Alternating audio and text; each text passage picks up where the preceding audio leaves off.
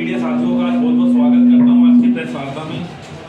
साथ के साथ आप देखेंगे बिहार में लगभग 75% जो लोग हैं वो किसानी पर डिपेंडेंट हैं और आप समझ सकते हैं किस तरीके से डीजल के दाम बढ़ाए जा रहे हैं पूरे देश में और बिहार में भी।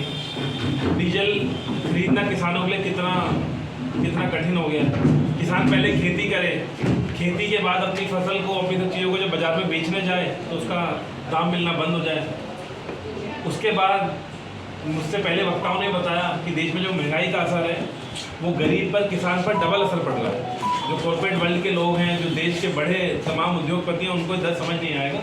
लेकिन आज हमने पलायन रोको और नौकरी तो यात्रा में कुछ किसानों से भी मिले, कुछ ऐसे छात्र छात्राओं से मिले जो किसान परिवार से आते हैं, तो उनका हमने दर्द समझा कि किस तरीके से फीस वृद्धि हो रही है और तमाम चीज़ें हो रही हैं।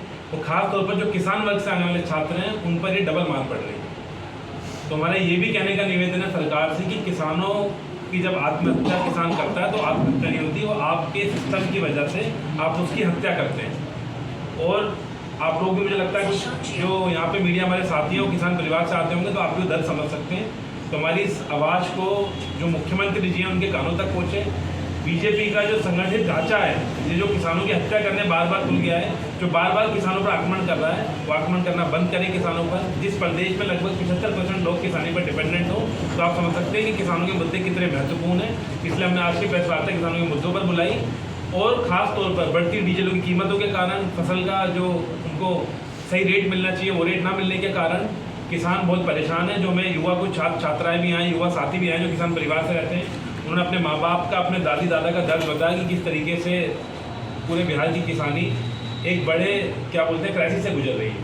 तो मेरा आप मीडिया के साथियों से ये भी निवेदन है कि आवाज़ पहुँचाएँ सरकार तक। हमारी यात्रा चल रही है, यात्रा में हमने तमाम नौजवान छात्रों के मुद्दे बताएँ।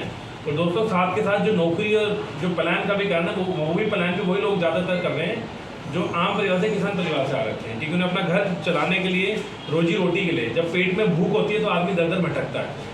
तो बिहार सरकार ने बिहार के युवाओं को, छात्रों को दर दर भटकने के लिए मजबूर कर दिया। वो कभी किसी और राज्य जा रहा है तो दर दर भटक रहा है नौकरी के लिए कि अपना बस पेट पाल लूँ। घर में मेरा 70-80 साल का बुजुर्ग है, उसकी तबीयत भी ख़राब है, वो अपना पेट पाल सके, उसका अपने घर तक कुछ पैसा पहुँचा सके। तो ये हमारा प्रेस वार्ता के माध्यम से आप लोगों से कहना था। इससे पहले मेरे वक्ताओं ने किसानों के और मुद्दे संक्षेप में बचाए।